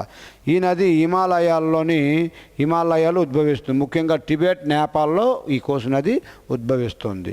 కోసి నది చివరకు బీహార్లోని గంగా నదిలో కలుస్తుంది. ఈ కోసి నదిగా చివరికి గంగా నదిలో కలుస్తుంది. దీన్ని సప్తకోశి అని కూడా అంటారు. ఎందుకంటే ఇది 7 ఉపనదులు కలయికగా ఉంటుంది. 7 ఉపనదుల కలయిక వల్ల ఏర్పడేది కోసి నది. దీన్ని సప్తకోశి అని కూడా అంటారు.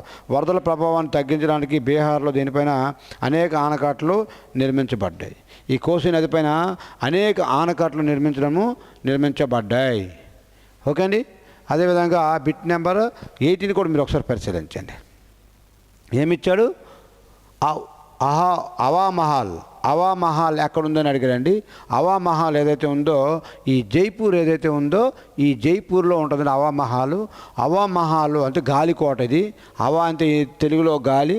అవా మహల్ రాజస్థాన్లోని జైపూర్ నగరంలో ఉంది. దీన్ని 1799 సంవత్సరంలో మహారాజా సవాయ్ ప్రతాప్ సింగ్ నిర్మించారు దీని యొక్క రూపశిల్పి లాల్ చంద్ ఉస్తాద్ ఎవరైతే ఉన్నారో ఈ లాల్ చంద్ ఉస్తాద్ అనేవాడు ఈ హవా మహల్ నిర్మించాడు. ఇది ఎరుపు మరియు గులాబీ రంగుల కలయికతో నిర్మించబడింది. అందుకే దీన్ని జైపూర్ని కూడా పింక్ సిటీ అని కూడా అంటారు. జైపూర్ని పింక్ సిటీ అని ఎందుకు అంటారంటే వేల్స్ రాజు జైపూర్ను సందర్శించినప్పుడు ప్రతి కోటకు కూడా ఈ పింక్ కలర్ వేయడం వల్ల దీన్ని పింక్ సిటీ అని కూడా అంటారు జైపూర్ని. ఓకే, ఈ నిర్మాణానికి ప్రధాన లక్షణము 953 కిటికీలు ఉంటాయి. 953 కిటికీలు ఉంటాయి. కలిగి ఉన్నటువంటి 5 అంతస్తుల ముఖద్వారం కలిగి ఉంటుంది అన్నమాట. ఈ కిటికీలను అంతాపురం స్త్రీలు బయట ప్రపంచాన్ని చూడడానికి ఎక్కువగా ఉపయోగిస్తారట. ఓకే అండి, ఈ విధంగా చాలా చాలా ఫేమస్ అయినదండి ఈ హవా మహల్.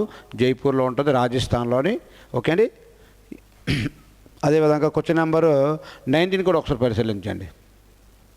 కంటెంట్ అనేది 100% నువ్వు ఎక్స్పెక్ట్ చేసే విధంగా మాత్రమే తయారు చేయబడుతుంది. 100% నువ్వు తయారు చేసే విధంగా తయారు చేస్తూ ఉన్నావు. చూడండి, ఇక్కడ ఇస్రో ప్రధాన కార్యాలయం ఎక్కడుంది అని అడిగారండి. మీకు అందరూ తెలిసిందే బెంగళూరు ఏదైతే ఉందో ఈ బెంగళూరులో ఇస్రో ప్రధాన కార్యాలయం ఉంటుంది. భారత అంతరిక్ష పరిశోధన సంస్థ ఇస్రో ప్రధాన కార్యాలయం బెంగళూరు, కర్ణాటకలో ఉంది. ఇది 1969 సంవత్సరంలో స్థాపించబడింది. దీన్ని విక్రమ్ సారాభాయ్ ఎవరైతే ఉన్నారో విక్రమ్ సారాభాయ్, ఇస్రో యొక్క పితామహుడు ఎవరంటే విక్రమ్ సారాభాయ్, భారత అంతరిక్ష కార్యక్రమాల పితామహుడు అని విక్రమ్ సారాభాయ్ అని అంటారు. 1969 సంవత్సరంలో దీన్ని స్థాపించారు. ఇస్రో యొక్క ప్రధాన కార్యాలయం కర్ణాటకలోని బెంగళూరులో ఉంటుంది. ఇస్రో భారతదేశం యొక్క అంతరిక్ష కార్యక్రమాన్ని రూపొందించడానికి మరియు అమలు చేయడానికి బాధ్యత వహిస్తుంది. దీని ప్రధాన లక్ష్యాల్లో ఒకటి భారతదేశానికి వివిధ ఉపగ్రహాలను అందించడం. ఓకే, ఆంధ్రప్రదేశ్లోని శ్రీహరికోటలో సతీష్ ధావన్ స్పేస్ సెంటర్, సతీష్ ధావన్ అంతరిక్ష కేంద్రం ఏదైతే ఉందో అక్కడ దీన్ని ఉపయోగిస్తూ ఉన్నారు. ఓకేనా, నెక్స్ట్ వాహనాలు ఉపయోగం. నెక్స్ట్ ఇస్రో సాధించినటువంటి ముఖ్య విజయాల్లో చంద్రయాన్ 3పై ల్యాండింగ్ మరియు మంగళయాన్ మార్స్ ఆర్బిటాల్ కూడా బాగా ఇది చెందాయి.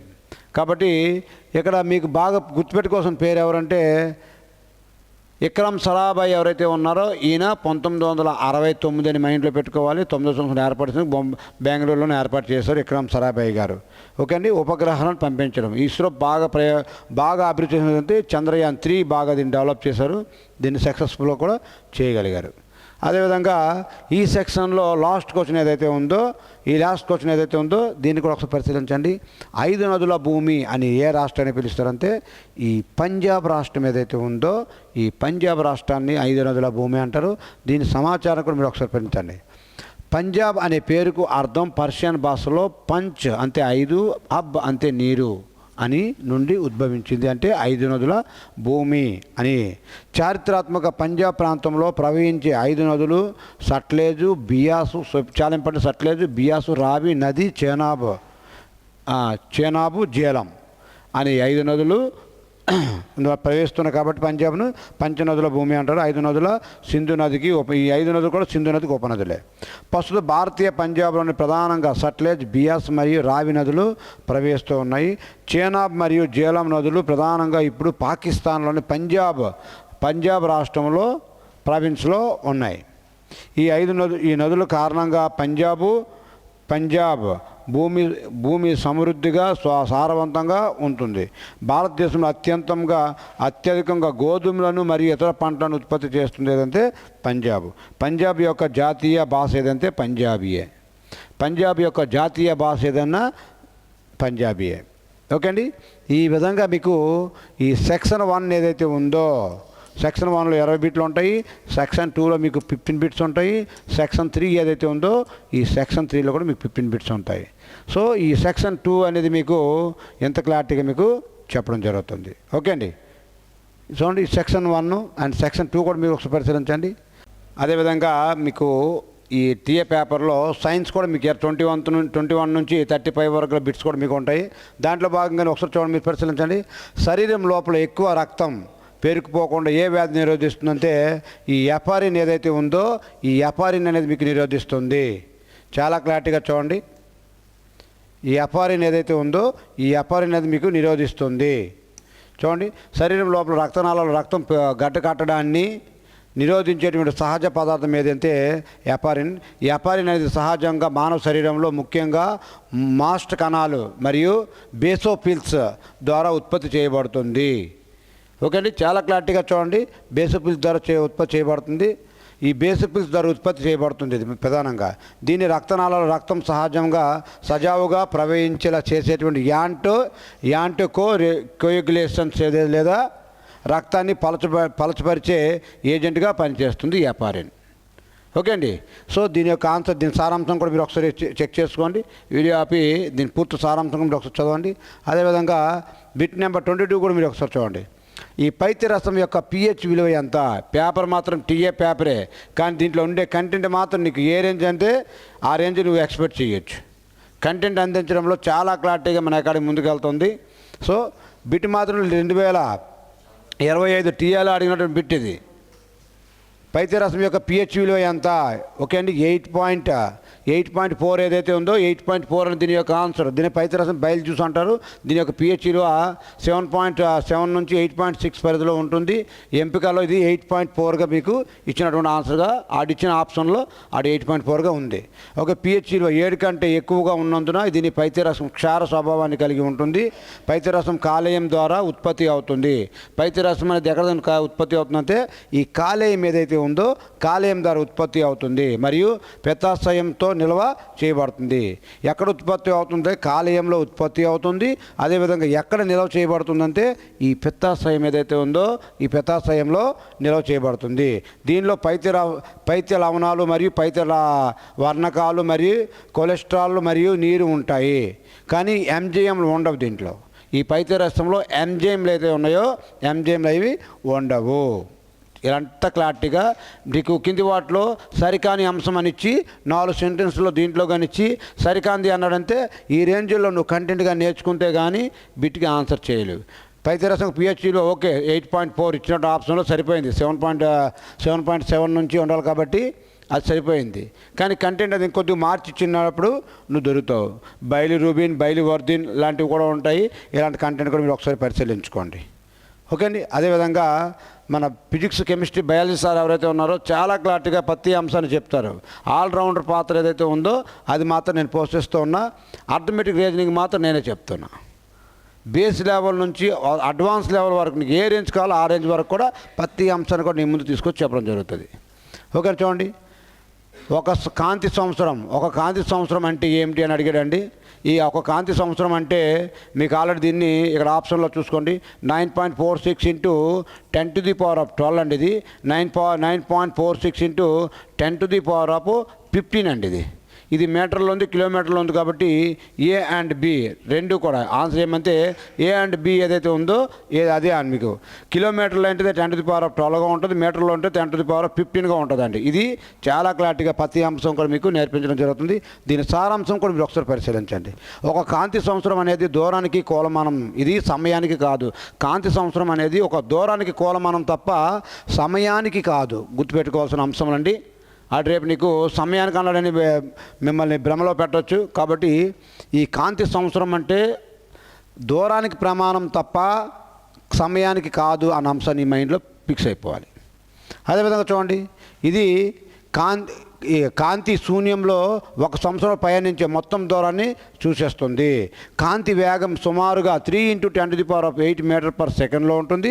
అదేవిధంగా కాంతి సంవత్సరము విలువ సుమారుగా కాంతి సంవత్సరం యొక్క విలువ ఇక్కడ ఇచ్చా చూడండి 9.46 × 10⁻15 మీటర్స్లో అండి. అదేవిధంగా కిలోమీటర్లో అన్నాడు అనుకోండి 9.46 × 10⁻12 ఏదైతే ఉందో కిలోమీటర్లో మీకు ఉంటుందండి. ఓకే అండి, కిలోమీటర్లో ఉంటుంది. ఈ విధంగా మీకు క్లారిటీగా నేర్చుకోవాలి. ఖగోళ శాస్త్రంలో భూమికి మరియు నక్షత్రాలు, గెలాక్సీలు వంటి ఇతర ఖగోళ వస్తువుల మధ్య అపారమైన దూరాలను కొలవడానికి ఈ ప్రమాణాన్ని ఉపయోగిస్తారు. కాన్సెప్ట్ అర్థమవుతుంది అనుకుంటాను. ఈ లెక్కలో మీకు ఒకసారి పరిశీలించుకున్నట్లు ఏ విధంగా వచ్చిందో 9.46 × 10⁻15 మీటర్లో ఉంది. 9.46 × 10⁻12 అది కిలోమీటర్లో ఉంది. దీన్ని క్లారిటీ మీరు ఒకసారి ఆపి పరిశీలించుకుంటే ఇది మీకు ఆన్సర్గా దొరుకుతుంది. అదేవిధంగా క్వశ్చన్ నెంబర్ 24 కూడా మీరు ఒకసారి పరిశీలించండి.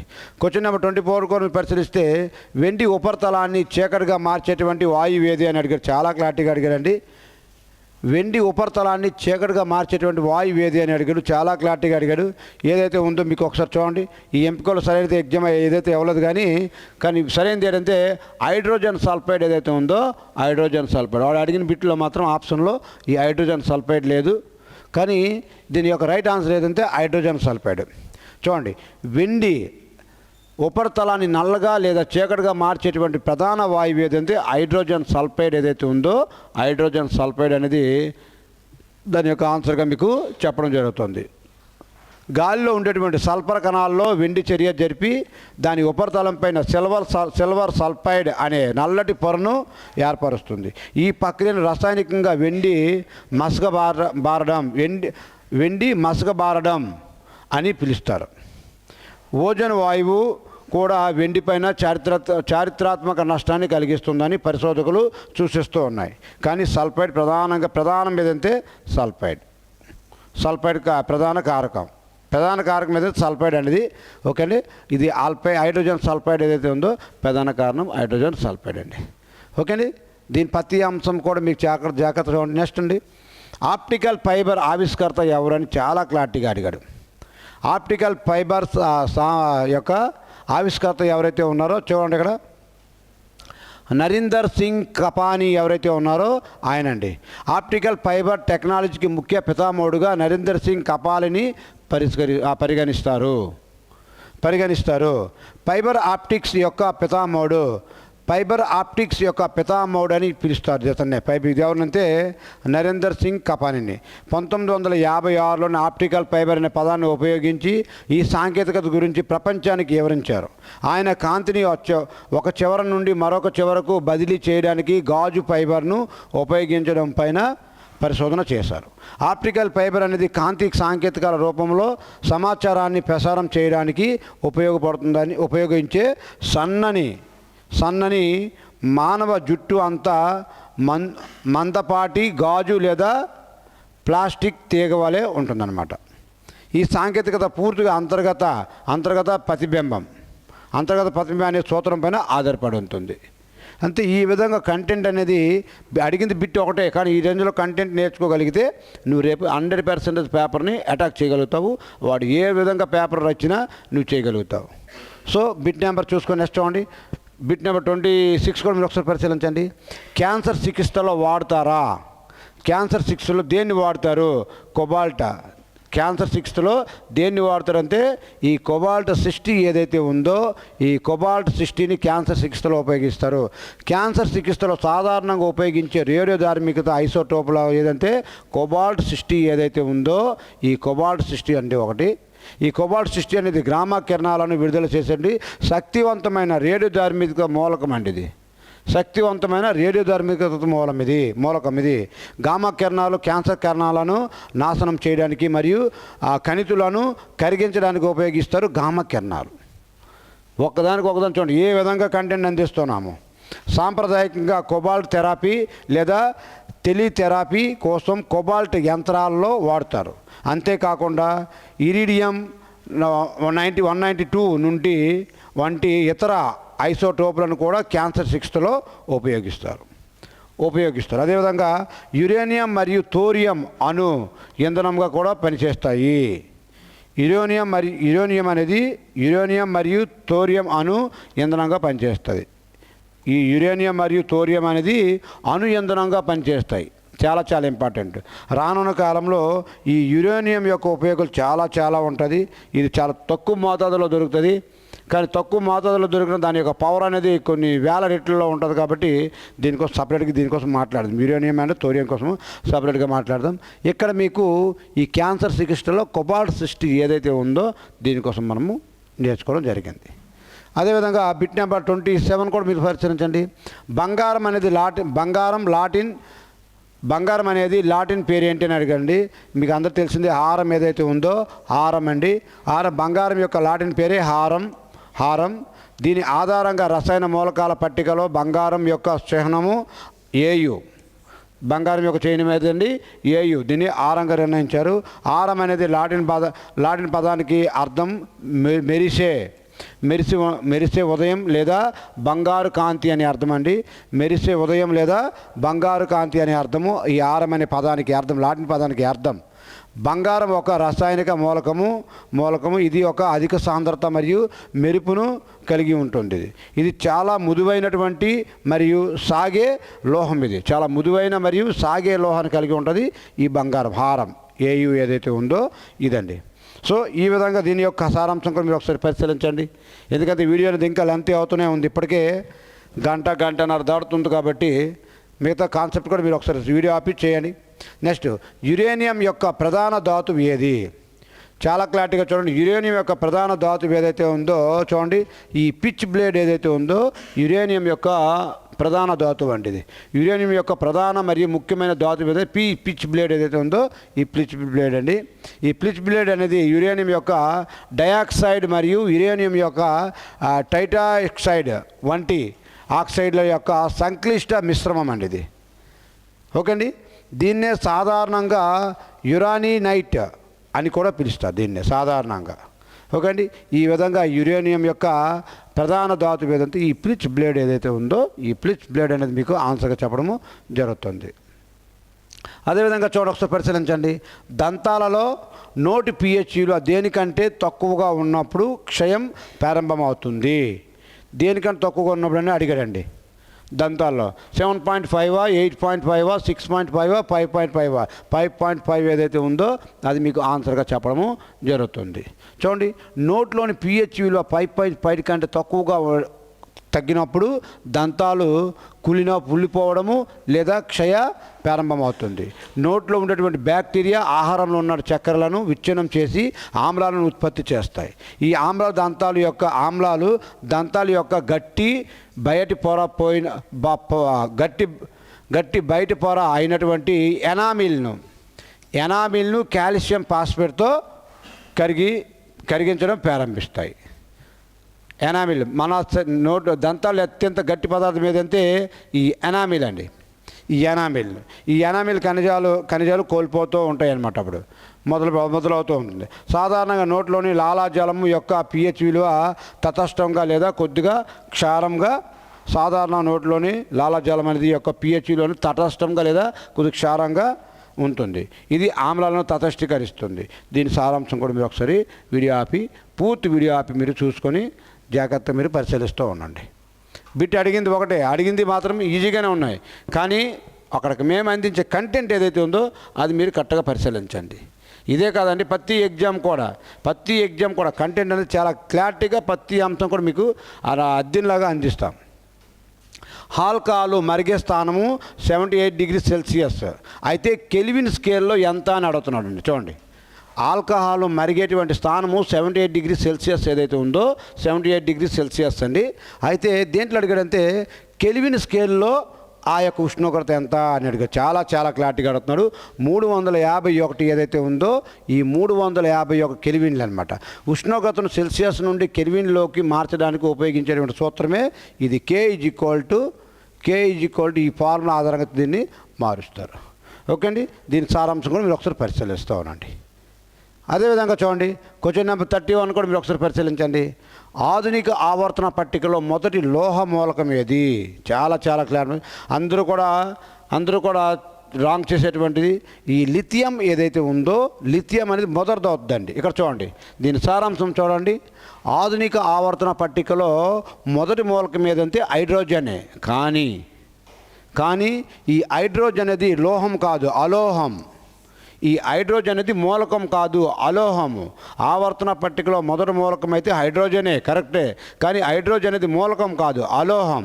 కాబట్టి హైడ్రోజన్ కాకుండా రెండవ స్థానంలో మనకు ఉండేదంటే లిథియం. లోహాల సమూహంలో మొదటగా వచ్చే మూలకము లోహాల్లో మొదటగా వచ్చేది లిథియం ఏదైతే ఉందో, లిథియం అనే దీనికి ఆన్సర్గా మీకు చెప్పడం జరుగుతుంది. లిథియం అనేది ఆవర్తన పట్టికలో మొదటి గ్రూపులో క్షార లోహాలులోని మొట్టమొదటి లోహం. దీని పరమాణు సంఖ్య 3. లిథియం యొక్క పరమాణు సంఖ్య ఎంతంటే 3 ఏదైతే ఉందో 3 అండి. లిథియం చాలా తేలికైన లోహము మరియు నీటి కంటే తక్కువ సాంద్రత కలిగి ఉన్నటువంటి మూలకం ఏదైతే ఈ లిథియం ఏదైతే ఉందో లిథియం అండి. ఓకే, దీని యొక్క సారాంశం కూడా మీరు ఒకసారి పరిశీలిస్తూ ఉండండి. అదేవిధంగా బిట్ నెంబర్ 32 కూడా మీరు ఒకసారి చూడండి. ఈ ప్రొపేన్కు రసాయన సూత్రం ఉందా? ఈ ప్రొపేన్కు రసాయన సూత్రము ఉందండి. ఎంతంటే C2H8 ఏదైతే ఉందో, ఈ C3H8 ఏదైతే ఉందో, ఓకే, C3H8 ఏదైతే ఉందో అదండి. ప్రొపేన్ అనేది ఒక ఆల్కేను శ్రేణికి చెందినటువంటి హైడ్రోకార్బన్ మరియు దీని రసాయన సూత్రం C3H8 ఏదైతే ఉందో దీని యొక్క ప్రొపేన్ యొక్క అణువుల్లో. నెక్స్ట్, ప్రొపేన్ యొక్క అణువుల్లో 3 కార్బన్ పరమాణువులు మరియు 8 హైడ్రోజన్ పరమాణువులు. అదే అన్నాడండి. C3H8 అంటే 8 హైడ్రోజన్ పరమాణువులు, 3 కార్బన్ పరమాణువులు ఏదైతే ఉన్నాయో అవి మీకు చెప్పడం జరుగుతుందండి. ఓకే అండి, ఉంటాయి. ఆల్కేన్ల యొక్క సాధారణ సూత్రము ఇది మీరు ఒకసారి చెక్ చేసుకోండి. ఇక్కడ N=3ని ప్రతిక్షేపిస్తే మీకు ఇది అనేది మీకు క్లారిటీగా వస్తుంది. ఒకసారి వీడియో ఆపి మీరు ఒకసారి చెక్ చేసుకోండి. అదేవిధంగా చూడండి, సహజ రబ్బరు దేని యొక్క పాలిమర్ అని అడిగాడండి. చాలా క్లారిటీగా అడిగాడు. సహజ రబ్బర్ అని దేని యొక్క అంటే ఈ ఐసోప్రీన్ ఏదైతే ఉందో ఐసోప్రీన్ యొక్క సహజ రబ్బర్ అనేది ప్రధానంగా ఐసోప్రీన్ ఏదే మోనోమర్ యొక్క పాలిమర్ యొక్క ఐసోప్రీన్ పాలిమర్ అనేది. ఈ ఐసోప్రీన్ రసాయనిక నామం మాత్రము 2-మెథైల్ చాలా క్లారిటీకి ఇచ్చారు. 2-మెథైల్ 1,3-బ్యూటైడైన్. అంతే. మీకు ఇంకా క్లారిటీ చెప్పాలంటే ఈ బ్యూటైడైన్ ఏదైతే ఉందో C5H8 ఏదైతే ఉందో H8 అండి. ఒకసారి దీన్ని కూడా మీరు ఒకసారి చెక్ చేసుకొని అడిగినదా సహజ రబ్బర్ కాదు, అడిగిన బిట్ మాత్రము సహజ రబ్బర్ దేని యొక్క పాలిమర్ అంటే ఐసోప్రీన్ ఏదైతే ఉందో ఇది దీని యొక్క అంశం. ఇది కూడా మీరు ఒకసారి పరిశీలించండి, ఈ కంటెంట్ కూడా. అదేవిధంగా చూడండి, క్వశ్చన్ నెంబర్ 34 ఏదైతే ఉందో 34, ఈ బ్లీచింగ్ పౌడర్కు రసాయన పేరు ఏముందా? బ్లీచింగ్ పౌడర్కు రసాయన పేరు ఉందా? ఉంది. ఏదంటే ఇదే కాల్షియం హైపోక్లోరైడ్ ఏదైతే ఉందో ఈ బ్లీచింగ్ పౌడర్కి ఇదే దీని యొక్క రసాయనిక నామం అండి. బ్లీచింగ్ పౌడర్ యొక్క రసాయనిక నామం కాల్షియం హైడ్రోక్లోరైడ్ ఏదైతే ఉందో హైడ్రోక్లోరైడ్ అండి ఇది. ఓకేనా? దీని రసాయన సూత్రం మాత్రం CaOCl2 లేదా CaOCl2 అని కూడా దీన్ని రాయబడుతుంది. లాస్ట్ క్వశ్చన్ చూడండి, ఈ సెక్షన్లో లాస్ట్ క్వశ్చన్ చూడండి. పువ్వుల అధ్యయనాన్ని ఎలా పిలుస్తారు? చాలా రకాల బిట్లు వస్తున్నాయి. ఆంథాలజీ ఏదైతే ఉందో ఆంథాలజీ అని పిలుస్తారు పువ్వుల అధ్యయనాన్ని. పువ్వులు మరియు వాటి యొక్క అధ్యయనాన్ని ఆంథాలజీ అని పిలుస్తారు. ఆంథోస్ అంటే గ్రీకు భాషలో పువ్వు అని అర్థము. అధ్యయనం ముఖ్యంగా పువ్వుల నిర్మాణం, వాటి అభివృద్ధి మరియు వాటి యొక్క వర్గీకరణ తెలియజేస్తుంది. ఓకే, పోమాలజీ అనేది పండ్ల అధ్యయనం కోసం వివరిస్తుంది. ఆంథ్రోపాలజీ అనేది మానవ జాతికి అధ్యయనం చేస్తుంది. అదేవిధంగా ఇలాంటి అధ్యయనాలు చాలా నేర్చుకొని వెళ్ళాలండి. ఇది బిట్ నెంబర్ ఏదైతే 35 అండి. అండ్ నెక్స్ట్ వచ్చేటువంటి ఇది అంటే క్వశ్చన్స్ చూడండి. మ్యాథ్స్లో 15 బిట్స్ ఉంటాయి. మీకు పార్ట్ 1 అయిపోయింది. పార్ట్ 1లో మీకు 20 బిట్స్ జీకే, ఇది GK. And GS general science మీకు 15 బిట్స్ ఇస్తున్నాడు. అండ్ పార్ట్ 3లో మీకు ఓన్లీ మ్యాథ్స్ అండి 15 బిట్స్ ఇస్తున్నాడు. టోటల్గా 50 మార్కులు, 50 బిట్లు. ఇది ఇంటూ 2 అంటే టోటల్గా 100 మార్కులకి ఇది ఈక్వల్ అండి. ఇదే పేపర్లో భాగంగానే మన పార్ట్ నెంబర్ 3 దీంట్లోనే. ఓకే అండి, చాలా క్లారిటీగా చూడండి. ఈ మ్యాథ్స్ ఏదైతే ఉందో మ్యాథ్స్ కూడా 15 బిట్స్ మీకు ఇవ్వడం జరుగుతుంది. ఏమి ఇచ్చాడంటే మీకు ఇక్కడ ఒకసారి పరిశీలించినట్లయితే చాలా క్లారిటీగా మీరు చాలా క్లారిటీగా చూడండి ఏమి ఇచ్చాడు. 392 క్వశ్చన్ మార్క్ ఇచ్చి =28 ఇచ్చాడండి. 28 ఇచ్చాడు. దీని యొక్క ఆన్సర్ ఏమి ఇచ్చాడంటే ఇక్కడ ఆప్షన్లో ఓకే ఇది 14 అండి. ఈ ఆప్షన్లో కొద్దిగా ఇదైంది 14. అదే ఒకసారి పరిశీలించండి. మీకు ఇక్కడ 2 14ల 2 1ల 2 4ల 2 1ల 2 9ల 2 6ల 14 స్క్వేర్ ఎంత అండి? 196. కాబట్టి ఎంత వచ్చిందంటే మీకు answer 14. Question mark is equal ఎంత అంటే 14 ఏదైతే ఉందో ఈ 14 అనేది మీకు దీనికి ఆన్సర్గా చెప్పడము జరుగుతుందండి. ఓకే అండి, చాలా క్లారిటీగా ఒకసారి పరిశీలిస్తున్నాండి. ఈ క్వశ్చన్ మార్క్ ఏదైతే ఉందో దీన్ని ఎక్స్ అనుకున్నా లేకపోతే క్వశ్చన్ మార్క్ పెట్టుకున్నా దీనికి పైవి క్యాన్సిల్ చేసుకోవచ్చు. క్యాల్కులేట్ చేస్తే 28 14ల 14 అండి. అంటే ఆన్సర్ ఎంత వచ్చిందండి? 14 ఏదైతే ఉందో ఈ 14 అనే దీనికి ఆన్సర్గా రావడము జరిగింది. అదేవిధంగా చూడండి ఇంకేమి ఇచ్చాడంటే 3/7 7/11 5/9 3/8లో పెద్ద భిన్నం ఏదైనా అడిగాడండి. చాలా క్లారిటీగా చూడండి. పెద్ద భిన్నం అడిగాడు. ఈ పెద్ద భిన్నం పైన చేయడంలో చాలా సింపుల్గా చేయొచ్చు మనము. ఒకసారి చూడండి దీన్ని.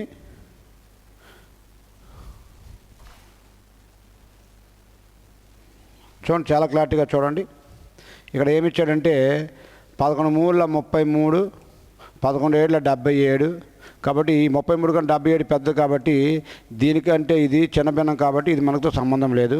అదేవిధంగా చూడండి 9 7ల 63 11 5ల 55 55 కంటే 63 పెద్ద కాబట్టి ఇది కూడా మనకి అవసరం లేదు. పెద్ద భిన్నం అడిగాడు కాబట్టి పెద్ద భిన్నం అడగల. నెక్స్ట్ 7 8ల 56 11 3ల 33 56 కన్నా 33 చిన్నది కాబట్టి ఈ భిన్నం కూడా మీకు అవసరం లేదు. మీకు లాస్ట్లో ఏం మిగిలిందంటే 7/11 ఏదైతే ఉందో ఇది మీకు పెద్ద భిన్నంగా చెప్పడం జరుగుతుంది. అంతే రెండింటికి కూడా సింపుల్గా మీరు టాలీ చేసుకొని నేర్చుకోవచ్చు అండి. దీని పెద్ద భిన్నం ఏదంటే వెరీ సింపుల్గా దీనికి క్రాస్ మల్టిప్లికేషన్ చేసుకొని ఈ రెండు క్రాస్ మల్టిప్లికేషన్ చేస్తే ఇది పెద్దగా ఉంది కాబట్టి 33 కంటే 77 పెద్ద కాబట్టి ఇది చిన్న భిన్నం, ఇది అవసరం లేదు. ఈ రెండు క్యాలిక్యులేట్ చేసుకున్న తర్వాత 11 9 7 63 11 5 55 కాబట్టి 55 కంటే 63 పెద్ద కాబట్టి ఈ భిన్నంతో అవసరం లేదు. ఇలా క్రాస్ మల్టిప్లికేషన్ చేసుకుంటే వెరీ సింపుల్గా ఫ్రాక్షన్ ఆఫ్ సెకండ్స్లో మీరు రైట్ ఆన్సర్ పెట్టి వెళ్ళిపోయే విధంగా ఉంటుంది. క్వశ్చన్ నెంబర్ ఎంతంటే 37. అదేవిధంగా క్వశ్చన్ నెంబర్ 38 కూడా మీరు ఒకసారి పరిశీలించండి. క్వశ్చన్ నెంబర్ 38 కూడా మీరు ఒకసారి పరిశీలించండి. ఇక చూడండి 45/0.0009 ఇచ్చాడండి. దీన్ని మనకి ఆన్సర్ ఎంత అడుగుతున్నాడు కాబట్టి ఇలాంటి దాన్ని మనం ఎలా రాసుకోవచ్చు అంటే 45 కింద 1 2 3 4 ఉన్నాయి కాబట్టి 4 జీరోస్ పెట్టుకోవాలి. కింద ఉన్నాయి కాబట్టి పైన జీరోస్ పెట్టుకోవచ్చు. అప్పుడు ఆటోమేటిక్గా లాస్ట్ ఇక్కడ ఏం మిగిలిందండి? 9 మిగిలింది. 9 1 జా 9 5 జా అంతే. ఎంత వచ్చిందంటే 50,000 ఏదైతే ఉందో ఈ 50,000 అని మీకు దీనికి ఆన్సర్గా చెప్పడము జరుగుతుందండి. అంతే. కింద పాయింట్లు ఉన్నాయి, పాయింట్ తర్వాత 4 అంకెలు ఉన్నాయి కాబట్టి పాయింట్ తర్వాత 4 అంకెలు ఉన్నాయి కాబట్టి ఈ పాయింట్లు తొలగించడానికి ఈ 4 జీరోలు కానీ పైన వేసుకుంటే దీని విలువ 9 అయిపోతుంది. దీని విలువ ఏదో 9 అయిపోతుందండి. ఈ విధంగా దీని ఆన్సర్ కూడా ఇది సింపుల్గా మీరు పాయింట్ అవుట్ చేసే విధంగా నేర్చుకోవాలి. అదేవిధంగా చూడండి ఇది ఎలా కనిపిస్తుంది? ఇది ఏ కనిపిస్తుంది, ఇది కూడా ఏ. అప్పుడు ఇది ఏమవుతుంది? బి అవుతుంది. ఇది బి అవుతుంది. అండ్ ఇది ఏ, ఇది బి అవుతుంది. కాబట్టి దీన్ని A square minus B square by A minus B అనే ఫార్ములా నీకు ఆధారంగా చేస్తూ ఉన్నాడు. ఇప్పుడు ఏ స్క్వేర్ మైనస్ బి స్క్వేర్ని A plus B into A minus బిగా రాసుకొని బై ఏ మైనస్ బి ఉందండి. అప్పుడు ఆటోమేటిక్గా ఏ మైనస్ బికి దీనికి పోతే ఏ ప్లస్ బి మిగిలింది. అప్పుడు దీన్ని ఏ అనుకున్నాం, దీన్ని బి అనుకున్నాం కాబట్టి 0.727 అదేవిధంగా ఏ ప్లస్ బి మిగిలింది కాబట్టి ప్లస్ 0.273 ఈ రెండు కలిపితే మనకి ఎంత వస్తుందో ఇక్కడ చూడండి. 0.727 బై 0.273 ఈ రెండు కలిపితే ఎంత 10 అండి. అప్పుడు ఈ రెండు కలిపితే మళ్ళీ ఎంత వచ్చిందండి? 10 అండి. ఈ రెండు కలిపి మళ్ళీ అంత 10 వచ్చింది. 10 ఇక్కడ ఒకటి వచ్చింది. పాయింట్ తర్వాత 1.00 అంటే దీని అర్థం ఎంత అండి? 1 ఏదైతే ఉందో 1 అనేది దీనికి ఆన్సర్గా మీకు చెప్పడం జరుగుతుందండి. ఓకే అండి, చాలా క్లారిటీగా దీన్ని ఎలా సింపుల్గా మీరు చేసుకుని వెళ్ళిపోవచ్చు. ఈ బేస్లో ఇది ఉంది కాబట్టి A square minus B square formula కనిపిస్తుంది, బై ఏ మైనస్ బి కనిపిస్తుంది కాబట్టి ఇది సింపుల్గా మీరు చేసి వెళ్ళిపోవచ్చు అండి. ఓకే అండి, ఇది క్వశ్చన్ నెంబర్ 39. క్వశ్చన్ నెంబర్ 40 కూడా మీరు ఒకసారి పరిశీలించండి. రెండు సంఖ్యల లబ్ధము 216 వాటిలో HCF 6 అయితే LCM ఎంత? చూడండి, రెండు సంఖ్యలు ఉన్నాయండి. రెండు సంఖ్యలు ఉన్నాయి. సంఖ్య నెంబర్ 1 ఇంటూ సంఖ్య number 2 is equal to LCM into SCF అని మనకు చాలా ఎస్సిఎఫ్ అని మనం నేర్చుకున్నాము. ఎల్సిఎం ఒక సంఖ్య ఎంత ఇచ్చాడండి? 6 ఇచ్చాడు. 6 ఇచ్చాడు. రెండో సంఖ్య ఎంతో మనకు తెలియదు. ఈజ్ ఈక్వల్ టు రెండు సంఖ్యల లబ్ధం ఏదైతే ఉందో చాలా క్లారిటీగా చూడండి. రెండు సంఖ్యల లబ్ధం చాలా క్లారిటీగా ఇచ్చారు చూడండి. రెండు సంఖ్యల లబ్ధం 216 ఇచ్చాడు. రెండు సంఖ్యల లబ్ధం అంటే రెండు సంఖ్యల లబ్ధం ఇచ్చాడు. దాంట్లో హెచ్సిఎఫ్ ఎంత ఇచ్చాడంటే 6 ఇచ్చాడు. ఎల్సిఎం ఎంత ఇచ్చాడు మనకి తెలియదు. అంటే 216 is equal to 6 into LCM చేసుకుంటే మీకు ఈజీగా వచ్చేస్తుంది. 6 మూల 18, 6 6ల 36. కాబట్టి ఎల్సిఎం ఎంత వచ్చిందండి? 36 ఏదైతే ఉందో ఈ 36 అని దీని యొక్క ఎల్సిఎంగా మీకు చెప్పడం జరుగుతుందండి. ఓకే, ఎంత క్లారిటీగా, చాలా క్లారిటీగా మీరు వెరీ సింపుల్గా దీన్ని చేసుకోవచ్చు. రెండు సంఖ్యల లబ్ధం అంటే 2 ఇంటూ 1 ఇంటూ 2. ఈ రెండు సంఖ్యల లబ్ధమే 216. కాబట్టి 216 is equal to HCF into LCM అని వేసుకుని వెరీ సింపుల్గా మీరు దీన్ని ఫైండ్ అవుట్ చేయొచ్చు. ఓకే అండి, దీన్ని ఎంత క్లారిటీగా ఇది క్వశ్చన్ నెంబర్ 40 అండి. అదేవిధంగా క్వశ్చన్ నెంబర్ 41 కూడా మీరు పరిశీలించండి. ఏమంటున్నాడు? ఒక సైన్యంలో 6% మంది సైనికులు యుద్ధంలో అమరులయ్యారు. అంటే ఒక సైన్యంలో 6% మంది సైనికులు యుద్ధంలో అమరులయ్యారు, అంటే చనిపోయారు. అయినప్పటికీ 282 మంది సైనికులు ఎప్పటికీ ఉన్నారు. ఆ యుద్ధంలో మొత్తం ఎంతమంది సైనికులు అమరులయ్యారు? వెరీ సింపుల్ చూడండి. మొత్తము శాతం 6% అమరులు అయ్యారంటే మొత్తం ఎంత శాతం అండి? 100%. 100%లో 6% తీసేస్తే ఎంత వస్తుందండి? 94% ఏదైతే ఉందో 94%. అంతే. ఇంకెంతమంది ఉన్నారు? 282కి ఎంత సమానం అవుతుందండి? 94%. అయితే ఎంత శాతం మంది అమరులు అయ్యారు? 6% మంది అమరులు అయ్యారు. కాబట్టి 6 దీన్ని ఫైండ్ అవుట్ చేస్తే మనకు వస్తుంది. చూడండి, 94 6 ఓకే, 300 100 వేసుకున్నాం. 318 తీసేస్తే 280. ఓకే, 94 మూల 282. 6 మూల ఎంత అంటే 18 ఏదైతే ఉందో 18 అనేది మీకు ఇలాగ ఆన్సర్గా చెప్పడము జరుగుతుందండి. ఓకే అండి, ఈ 18 అనేది మీకు దీనికి ఆన్సర్గా చెప్పడము వెరీ సింపుల్గా జరుగుతుంది. ఇది క్వశ్చన్ నెంబర్ 41. అదేవిధంగా క్వశ్చన్ నెంబర్ 42 కూడా మీరు ఒకసారి పరిశీలించండి. ఏమిచ్చాడు? ఒక వస్తువు అమ్మిన దానికంటే, చాలా క్లారిటీగా చూడండి. ఒక వస్తువు అమ్మిన దానికంటే 110 ఎక్కువ ధరకు 10% నష్టం కంటే ఇది లాస్ అండి. ఇది 10% నష్టం అంటే 100లో 10% తీస్తే ఎంత అండి? 90%. 10% నష్టము. అదేవిధంగా లాభం కంటే 20% లాభము అంటే ప్రాఫిట్. ఈ ప్రాఫిట్ ఏదైతే ఉందో ప్రాఫిట్ అనేది 20% లాభం అన్నట్టు 100 కంటే 20 కలిపితే ప్రాఫిట్ అన్నట్టు 100 కంటే 20 కలిపితే 120 అయింది. 120% అండి. దానికంటే ఎంత ఎక్కువ అన్నాడు? 210 ఎక్కువ అన్నాడు. కాబట్టి ఈ లాస్ 90, 10% లాస్ అన్నాడు కాబట్టి 90 అయింది. 20% ప్రాఫిట్ 120 అయింది. ఈ మధ్య డిఫరెన్స్ ఎంత అండి? 30. 30కి ఎంత ఇచ్చాడంటే 210 ఇచ్చాడండి. అయితే కొన్న ధర కాస్ట్ ప్రైస్ ఆల్వేస్ ఎంత అని చెప్పాము? 100% ఏదైతే ఉందో 100% అండి. కాబట్టి 0కి 0, 3 1ల 3 7ల. కాబట్టి ఈ రెండు గుణించుకుంటాయి. కాబట్టి ఎంత వచ్చిందంటే 700 ఏదైతే ఉందో 700 అనేది దీనికి ఆన్సర్ అవుతుంది. ఇది ఇంటూ ఇది గుణించుకోబడతాయి, దీనికి మాత్రమే భాగించుకోబడతాయి. ఓకే అండి, ఈ విధంగా మీకు వెరీ సింపుల్గా దీన్ని 700 అనే ఆన్సర్ మీరు పెట్టి వెళ్ళవచ్చు. లెక్క చదివినప్పుడు చాలా క్లారిటీగా ఒక వస్తువు యొక్క అమ్మిన దానికంటే 210 ఎక్కువ ధరకు 10% నష్టం కంటే 10% నష్టం కంటే అంటే 100% ఉంటుంది. 100%లో 10% నష్టం అంటే ఎంత అవుతుందండి? 90% కంటే 20% లాభము. 100కి 20 కలిపి ఎంత అండి? 120. అప్పుడు ఈ రెండు మధ్య డిఫరెన్స్ ఎంత? 30. 30కి ఎంత ఎక్కువ అన్నాడు? 210 అన్నాడు. కాబట్టి 30కి 210 సమానం చేస్తే ఈ 0కి 0కి పోతే 3 1ల 3 7ల. అప్పుడు 100 × 7 ఎంత అండి? 700 ఏదైతే ఉందో 700 అనేది దీనికి ఆన్సర్గా మీకు చెప్పడం జరుగుతుందండి. ఓకే అండి, ఎంత క్లారిటీగా మీరు ప్రతి అంశాన్ని నేర్చుకుని వెళ్ళగలగాలి. ఇది క్వశ్చన్ నెంబర్ 42. అదేవిధంగా ఈ క్వశ్చన్ నెంబర్ 43 కూడా మీరు ఒకసారి పరిశీలించండి. ఏమన్నాడంటే మూడు సంఖ్యలు 5:6:7 నిష్పత్తిలో ఉన్నాయి. ఆ సంఖ్యలకు లబ్ధం అంటే దీన్ని 5x × 6x × 7x = 5670గా అనుకోవచ్చు. మనము 5670గా అనుకోవచ్చు. కాబట్టి ఎక్స్ ఇంటూ ఎక్స్ ఎంతంటే మనకు తెలిసిందే ఎక్స్ క్యూబ్ ఏదైతే ఉందో ఈ ఎక్స్ క్యూబ్ అనేది మనకి దీనికి ఆన్సర్గా రావడం జరుగుతుంది. X cube is equal to 5670 ఏదైతే ఉందో ఇది రాసుకున్న తర్వాత ఈ 5 ఇంటూ 6 ఇంటూ 7 ఓకే అండి. దీన్ని మనం ఒకసారి క్యాలిక్యులేషన్ చేసుకోగలిగితే 7 1 7 8 7 1 7 10 క్యాలిక్యులేషన్ అవుతుందండి. అదేవిధంగా 6 1 6 6 3 6 5 30 6 5 30 కాబట్టి 6 తొమ్మిది తగ్గుతుంది. 5 తగ్గొడితే 5 2 10 5 7 30 అంతే. X cube is equal to మీకు ఎంత వచ్చిందండి 27 వచ్చింది. అప్పుడు ఎక్స్ ఈజ్ ఈక్వల్ టు ఎంత వస్తుందంటే 3 ఏదైతే ఉందో 3 అన్నాడు అండి. అయితే దీంట్లో పెద్ద సంఖ్య ఎంత? ఇప్పుడు 5:6:7లో పెద్ద సంఖ్య ఎంత అండి 7. అంతే 7 ఇంటూ 7x అనుకున్నాం కాబట్టి ఎక్స్ విలువ 3 వచ్చింది. 7 3 ఎంత అంటే 21 ఏదైతే ఉందో ఈ 21 అనేది దీనికి మీకు ఆన్సర్గా చెప్పడము జరుగుతుంది.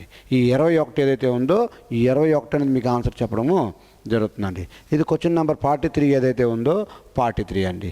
అదేవిధంగా క్వశ్చన్ నెంబర్ 44 కూడా చూడండి. అర్థమెటిక్ అండ్ రీజనింగ్ అందించడంలో వెరీ స్మార్ట్గా మీకు 100% బేస్ లెవెల్ నుండి అందించడం జరుగుతుందండి. 300 మీటర్ల పొడవున్న రైలు 30 సెకండ్లో విద్యుత్ స్తంభాన్ని దాటితే ఆ రైలు యొక్క వేగం ఎంత? వేగం అన్నాడు కదా, S is equal to distance by time అండి. డిస్టెన్స్ ఎంత ఇచ్చాడంటే 300 ఇచ్చాడు. బై టైం ఎంత ఇచ్చాడంటే 20 సెకండ్స్ ఇచ్చాడు. అయితే మనకు ఆప్షన్లో చూసుకుంటే కిలోమీటర్లో కొన్నాడు కాబట్టి ఎక్కువలో మార్చాలి కాబట్టి ఎక్కువ బై తక్కువ. ఒకటే స్టెప్లో మీకు మొత్తం క్లియర్ అయ్యేలా చేస్తున్నాం. 1 5 1 0కు 0 పోయింది. 2 1 2 9 5 1 5 6 9 5 ఎంత అంటే 9 6 ఎంత అంటే 54 54 కిలోమీటర్లు. 9 6 54 54 కిలోమీటర్ పర్ అవర్ ఏదైతే ఉందో కిలోమీటర్ పర్ అవర్ అనేది మీకు దీనికి ఆన్సర్గా చెప్పడము జరుగుతుందండి. అదేవిధంగా క్వశ్చన్ నెంబర్ 45 కూడా మీరు ఒకసారి పరిశీలించండి. 450 రూపాయలు మొత్తం ఎంత కాలంలో 5% సాధారణ వడ్డీ రేటుతో 550 అవుతుంది. ఇది ప్రిన్సిపల్ అండి. 450 అనేది ప్రిన్సిపల్. ఇదేంటంటే ఇది అమౌంట్ అండి. ఇది 540 అనేది మనకి అమౌంట్ అండి. అయితే ఈ ప్రిన్సిపల్కి అమౌంట్ మధ్య చేస్తే ఏమొస్తుందండి? ఎస్ఐ ఈజ్ ఈక్వల్ టు ఎంత వస్తుంది? 450కి 540కి 90 వస్తుంది. SI is equal 90. మనకేమవుతుంది? ఏమడిగాడు? ఎస్ఐ ఈజ్ ఈక్వల్ టు సాధారణ వడ్డీ అడిగాడు కాబట్టి SI is equal to PTR by 100 ఏదైతే ఉందో పీటీఆర్ బై 100 అండి ఇది. ఓకే అండి. పీటీఆర్ బై 100 ఏదైతే ఉందో పీటీఆర్ బై 100 మీకు అసలు ఎంత ఇచ్చాడండి? ఇది 450 ఇంటూ టీ ఎంత మనకు తెలియదు. ఆర్ మాత్రం 5% ఇచ్చాడు. టీ మాత్రం తెలియదు. బై 100 ఏదైతే ఉందో 100 అండి. చూడండి ఈ జీరోకి క్యాన్సిల్ చేస్తే కరెక్ట్గా చేసుకుంటే మీకు ఒకసారి క్లారిఫై చేసుకోండి. SI is equal to okay. ఇక్కడ మీకు ఆల్రెడీ ఎస్ఐ ఈజ్ ఈక్వల్ ఎంత ఇచ్చాడండి? 90. ఎస్ఐ ఈజ్ ఈక్వల్ ఎంత వచ్చింది? 90 is equal to 450 into 5 into T by 100 అండి. ఈ జీరోకి పోతుంది. ఓకే అండి. 5 1 5 2 45 1 45 2 ఈ రెండు భాగేసిన గుణిస్తుంది. అంతే. టీ ఈజ్ ఈక్వల్ ఎంత వచ్చిందంటే మీకు ఇక్కడ టీ ఈజ్ ఈక్వల్ ఎంత వచ్చిందంటే 4 ఇయర్స్ ఏదైతే ఉందో ఈ 4 ఇయర్స్ అనేది మీకు ఆన్సర్గా చెప్పడం జరుగుతుందండి. ఓకే అండి. దీన్ని చూడండి మరొకసారి పైనుంచి కరెక్ట్ క్లారిటీగా వేస్తాను. చూడండి ఒకసారి చెక్ చేయండి. ఒకసారి చెక్ చేసుకోండి. ఏమన్నాడంటే ప్రిన్సిపల్ ఇచ్చాడు, అమౌంట్ ఇచ్చాడండి. ప్రిన్సిపల్ ఏమో 450 ఇచ్చాడు, అమౌంట్ ఏమో 540 ఇచ్చాడండి. ఈ మధ్య గల డిఫరెన్స్ ఎంత అంటే ఎస్ఐ ఈజ్ ఈక్వల్ ఎంత ఇచ్చాడంటే 90 వాడే ఇచ్చాడు.